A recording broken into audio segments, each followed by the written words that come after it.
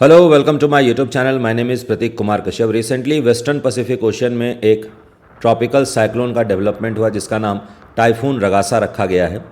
इसे super typhoon की category में रखा गया है क्योंकि इसमें जो हवाओं की गति है वह 260 किलोमीटर प्रति घंटे से अधिक रफ्तार से यहाँ पर हवाएं चल रही हैं और इस टाइफून रगासा की वजह से ताइवान, हांगकांग, फिलीपींस, चाइना और साउथ चाइना सी वाले रीजन में काफ़ी हैवी लेवल पर डिस्ट्रक्शंस भी हुए। तो आज के इस वीडियो में हम यही समझने का प्रयास करेंगे कि ट्रॉपिकल साइक्लोन्स या साइक्लोनिक सिस्टम होते क्या हैं और इनका डेवलपमेंट क्यों होता है। देखिए, साइक्लोन्स को दो कैटेगरी में बांट कर पढ़ा जाता है। एक होता है ट्रॉपिकल साइक्लोनिक सिस्टम, दूसरा होता है एक्स्ट्रा ट्रॉपिकल साइक्लोनिक सिस्टम या फिर जिसे टेम्परेट साइक्लोन्स भी कहा जाता है।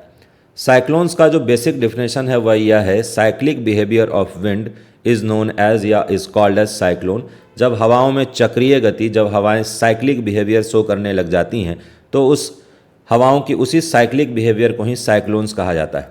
साइक्लोन को डिटेल में समझने के लिए कुछ बातें हमारे लिए, कुछ जो बेसिक चीज़ें हैं वह जानना हमारे लिए आवश्यक है। तो पहले हम उन बेसिक चीज़ों को समझने का प्रयास करेंगे और इस वीडियो में हमारा मेन फोकस ट्रॉपिकल साइक्लोन पर होगा।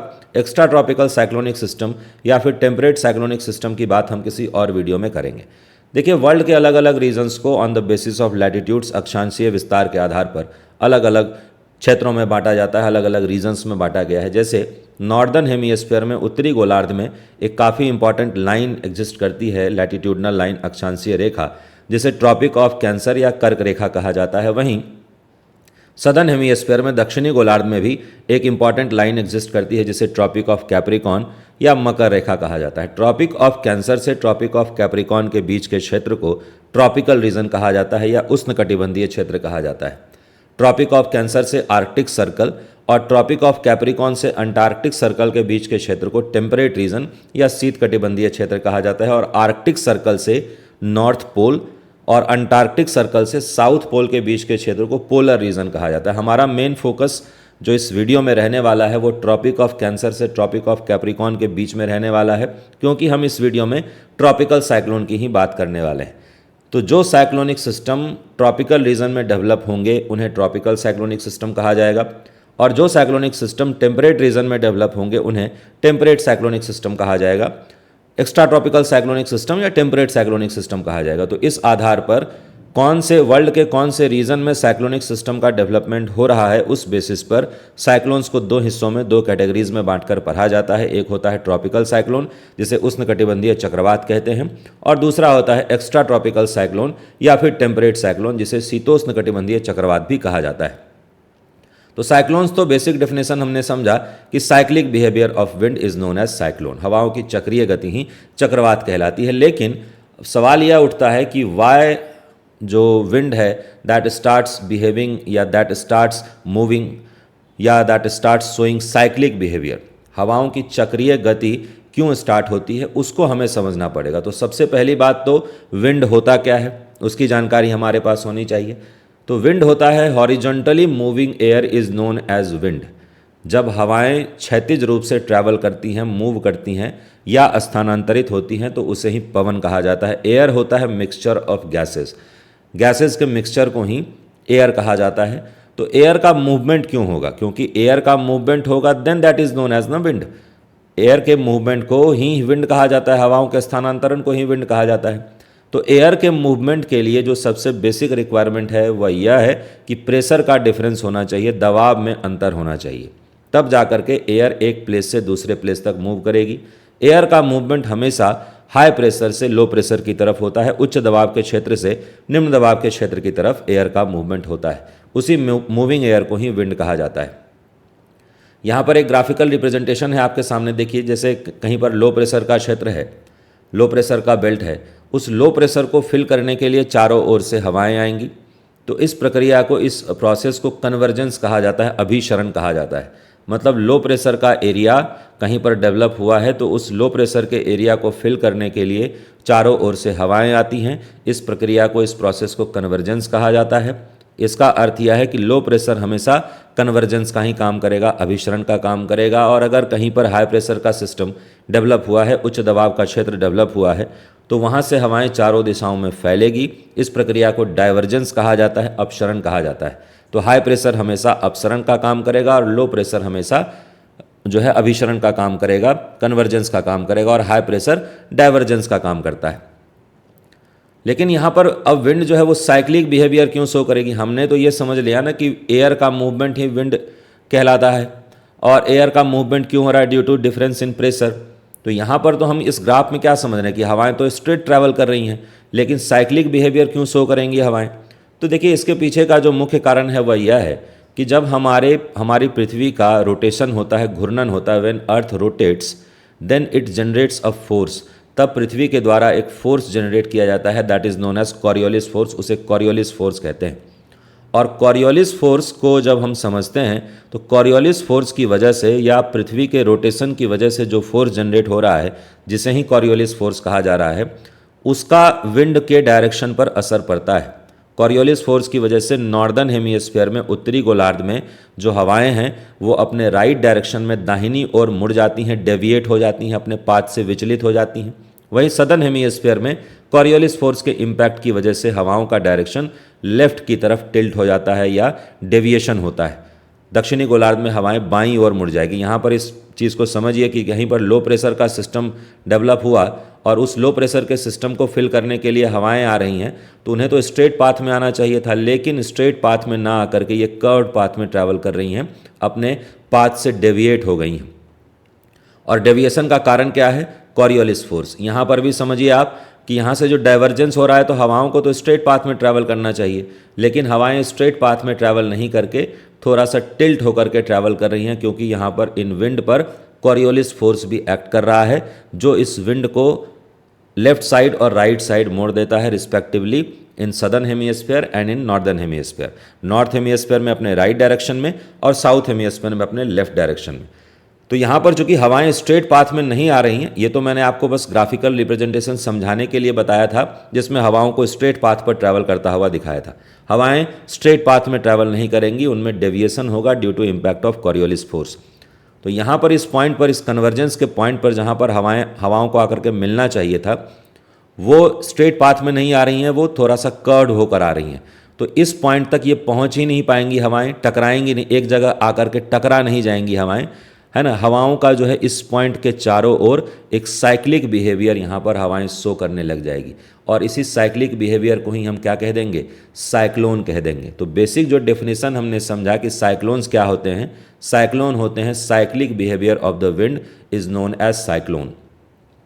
तो एक बात यहाँ से हम ये समझ गए कि साइक्लोनिक सिस्टम के डेवलपमेंट के लिए सबसे बेसिक जो रिक्वायरमेंट है वह क्या है? वह तो एक तो सबसे पहली बात एयर का मूवमेंट होना चाहिए। एयर के मूवमेंट के लिए क्या होना चाहिए? प्रेशर का डिफरेंस होना चाहिए। दूसरा, विंड साइक्लिक बिहेवियर तब शो करेगी जब कॉरियोलिस फोर्स का प्रेजेंस होगा। तो दो कंडीशंस हैं, एक तो लो प्रेशर का क्षेत्र डेवलप होना चाहिए, दूसरा यहाँ पर समझें तो क्या होना चाहिए? कॉरियोलिस फोर्स का प्रेजेंस होना चाहिए, तब जाकर के विंड का साइक्लिक बिहेवियर शो होगा। ट्रॉपिकल साइक्लोन को अगर हम लोग समझने का प्रयास करें तो उसका तो रीज़न आप समझ गए कि ट्रॉपिकल साइक्लोन का डेवलपमेंट कहाँ होगा, तो ट्रॉपिकल रीजन में होगा। ट्रॉपिकल साइक्लोनिक सिस्टम को वर्ल्ड के अलग अलग रीजन्स में अलग अलग नामों से जाना जाता है। जैसे इसे इंडियन ओशियन में साइक्लोन्स ही कहा जाता है, वेस्टर्न पैसिफिक ओशियन में इसे टाइफून कहा जाता है। जैसे फॉर एग्जांपल अभी हमने बताया आपको टाइफून रगासा, ये वेस्टर्न पैसिफिक ओशियन वाला क्षेत्र है, जहाँ पर आप देखेंगे कि जापान, उसके बाद क्यूरिल आइलैंड, कामचाटका पेनिनसुला, ये सब जो रीजन है। देन यहाँ पर हम समझ सकते हैं कि फिलीपींस है, और भी जो साउथ एशियन कंट्रीज़ हैं, चाइना है, वो सब देखने को मिलता है। तो इस रीजन में इसे टाइफून कहा जाता है। वहीं ईस्टर्न पैसिफिक ओशियन में और यू कैन से यूएसए और मैक्सिको के वेस्टर्न पार्ट पर इसे हरिकेन कहा जाता है। ट्रॉपिकल साइक्लोन की बात हो रही है, चूँकि इस वीडियो में हमारा जो मेन फोकस है वो ट्रॉपिकल साइक्लोन ही है। और अटलांटिक ओशन में भी इसे हरिकेन के नाम से ही जाना जाता है। ऑस्ट्रेलिया में इसे विली विलीज के नाम से जाना जाता है। ट्रॉपिकल साइक्लोन को वर्ल्ड के अलग अलग रीजन्स में अलग अलग नामों से जाना जाता है। They are known as cyclones in Indian Ocean, Hind महासागर में साइक्लोन्स कहा जाएगा, अटलांटिक ओशन में हरिकेन्स कहा जाएगा, टाइफून कहा जाता है वेस्टर्न पैसिफिक ओशन में, साउथ चाइना सी वाले रीजन में, और विली विलीज कहा जाता है इसको ऑस्ट्रेलिया के क्षेत्र में। इसे विली विलीज के नाम से हम लोग जानते हैं, तो वेस्टर्न पैसिफिक ओशन में। और ट्रॉपिकल साइक्लोनिक सिस्टम की जो सबसे खास बात है वह यह है कि इसका डेवलपमेंट केवल और केवल वाटर बॉडीज़ पर ही होता है, सीज़ या ओशियंस पर ही इसका डेवलपमेंट होता हुआ हमें दिखेगा। इसके कारण को हम लोग समझेंगे कि देखिए ट्रॉपिकल साइक्लोनिक सिस्टम हमेशा वाटर बॉडीज़ पर ही डेवलप होंगे, वहीं एक्स्ट्रा ट्रॉपिकल साइक्लोनिक सिस्टम या temperate cyclonic system water bodies और लैंड मास दोनों पर ही डेवलपमेंट होता है उसका। इसके अभी रीज़न को हम लोग समझते हैं कि why tropical cyclones develops only on the water bodies. कारण अभी समझ में आएगा आपको। देखिए ट्रॉपिकल साइक्लोन के डेवलपमेंट के लिए जो बेसिक रिक्वायरमेंट है वो दो तो हमने आपको बता दिए कि सबसे पहली बात तो क्या है, एक लो प्रेशर का क्षेत्र वहाँ पर होना चाहिए। उसके बाद कॉरियोलिस फोर्स का प्रेजेंस होना चाहिए। दूसरा, जो वाटर बॉडीज़ हैं उनका टेम्परेचर मिनिमम 27 डिग्री सेल्सियस या उससे ज़्यादा होना चाहिए। मिनिमम 27 डिग्री सेल्सियस टेम्परेचर होगा वाटर के सरफेस का, तब जाकर के साइक्लोनिक सिस्टम का डेवलपमेंट यहाँ पर हो सकता है। थर्ड कंडीशन था ये 27 डिग्री सेल्सियस। फोर्थ कंडीशन है small variation in vertical wind, अभी इस पर बात होगी। और फिफ्थ कंडीशन है upper divergence above the sea level. अब यहाँ पर ये दोनों कंडीशंस को जरा सा समझने का प्रयास करते हैं। देखिए कोई भी वाटर बॉडी है, सरफेस है, वहाँ पर क्या हो रहा है कि अगर हम लोग समझें तो एक लो प्रेशर का सिस्टम मान लेते हैं यहाँ पर डेवलप हो रहा है। लो प्रेशर का सिस्टम क्यों डेवलप होगा उसके कारण को भी समझिए कि अगर सरफेस वाटर का मतलब ओशनिक के या सीज के वाटर बॉडीज़ के सरफेस वाटर का टेम्परेचर 27 डिग्री सेल्सियस तक पहुँच गया है तो पानी तो गर्म हो गया, और अगर वाटर गर्म हुआ है तो उसके कांटेक्ट में जो हवाएं रहेंगी वो भी धीरे धीरे गर्म होंगी, और गर्म हवाएं ऊपर उठने का प्रयास करती हैं। अब जो हवा सरफेस पर वाटर मतलब सीज के सरफेस पर एक्यूमुलेटेड था, अब तो वो यहाँ से खाली हो चुका है ना, तो यहाँ पर नीचे जो सरफेस है उस वहाँ पर कैसा टेम्परेचर डेवलप होगा, वहाँ पर लो प्रेशर का सिस्टम, निम्न दबाव का क्षेत्र बनेगा। और इस निम्न दबाव के क्षेत्र को फिल करने के लिए क्या आएंगे, चारों ओर से हवाएं आएंगी, विंड ट्रैवल करके आएंगी। लेकिन क्या ये विंड स्ट्रेट पाथ में ट्रैवल करेगी? नहीं, कर्व्ड पाथ में ट्रैवल करेंगी। और इसी कर्व्ड पाथ में ट्रैवल करने की वजह से ही इन विंड का क्या होगा, ये विंड जो है साइक्लिक बिहेवियर शो करने लग जाएगी। मतलब इस पॉइंट तक विंड पहुंच ही नहीं पाएगी, उसके पहले ही मुड़ जाएंगी, रोटेट हो जाएंगी और साइक्लिक बिहेवियर शो करने लग जाएंगी। इसी साइक्लिक बिहेवियर को ही साइक्लोन्स कहा जा रहा है। तो ये जो रीज़न है, यहाँ तक तो विंड नहीं पहुँच पा रही है ना, तो ये वाला जो क्षेत्र है यहाँ काम कंडीशन होता है, एकदम शांत क्षेत्र होता है और चारों ओर काफ़ी तेज़ गति से विंड चल रही होती है, साइक्लिक बिहेवियर शो कर रही होती है। तो इस क्षेत्र को क्या कहा जाता है, आई ऑफ द साइक्लोन। तो दो कंडीशंस तो फुलफिल हो गए। पहला तो ओशियनिक वाटर का टेम्परेचर जब तक 27 डिग्री सेल्सियस या उससे ज़्यादा नहीं होगा तब तक साइक्लोनिक सिस्टम का डेवलपमेंट नहीं हो पाएगा। जब ओशियनिक वाटर का टेम्परेचर 27 डिग्री सेल्सियस पहुंच जाएगा तो वहां पर इवेपोरेशन होना शुरू हो जाएगा। सरफेस वाटर के कांटेक्ट में जो हवाएं हैं वो धीरे धीरे गर्म होकर के ऊपर उठने लग जाएंगी, तो एक लो प्रेशर का सिस्टम डेवलप होगा ओशियन के सरफेस पर। और मॉइस्चर कंटेंट के साथ वो जो एयर है, एयर के जो पार्टिकल्स हैं वो धीरे धीरे ऊपर उठने लग जाएंगे। तो क्या कह रहा था, अपर डाइवर्जेंस। तीसरा कंडीशन क्या होना चाहिए था, अपर डाइवर्जेंस, और है ना, अपर डाइवर्जेंस का मतलब क्या, हवाएं ऊपर उठ रही हैं धीरे धीरे। और पांचवा कंडीशन ये है small variation in vertical wind, और डाइवर्जेंस कहाँ हो रहा है, वर्टिकली ही तो हो रहा है ना। इस कारण से जो पांचवा कंडीशन है वही है small variation in vertical wind. ये सारे कंडीशंस जब फुलफिल हो जाते हैं तब जाकर के हम क्या समझते हैं कि यहाँ पर साइक्लोनिक सिस्टम का डेवलपमेंट हो सकता है। अब यहाँ पर समझिए कि यहीं से एक चीज़ और आप समझ सकते हैं कि हमने कहा कि ट्रॉपिकल साइक्लोन्स का जो डेवलपमेंट है वो केवल और केवल कहाँ होगा, वाटर बॉडीज़ के ऊपर होगा, लैंड मास पर डेवलप नहीं होते। उसके पीछे का कारण ये है, यहाँ पर स्टेटमेंट लिखा हुआ था, आपको दोबारा से दिखा देता हूँ मैं, कि tropical cyclones develops only over the oceans, oceans पर ही केवल डेवलप होंगे, लैंड मास पर डेवलप नहीं होंगे।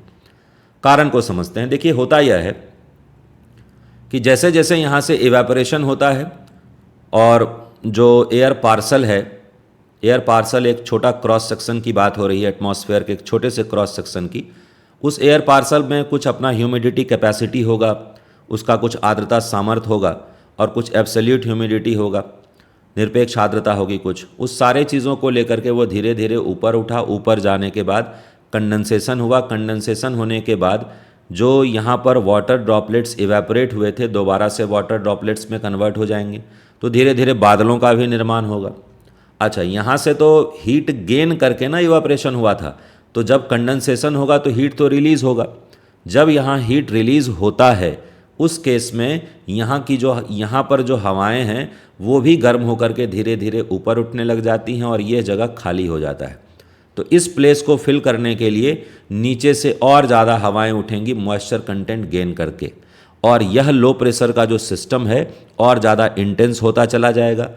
यह प्रोसेस तभी संभव है जब इस ओशियन के वाटर के सरफेस से लगातार वाटर ड्रॉपलेट्स यहाँ पर सप्लाई होते रहें। अगर यह वाटर ड्रॉपलेट्स या जो वाटर के पार्टिकल्स हैं या जो वाटर वेपर हैं उसका सप्लाई खत्म हो जाएगा, तब यह सिस्टम सपोर्ट नहीं कर पाएगा। यहाँ पर जो हवाएं आएंगी ठंडी होंगी, सीधा वर्षा करवा देंगी।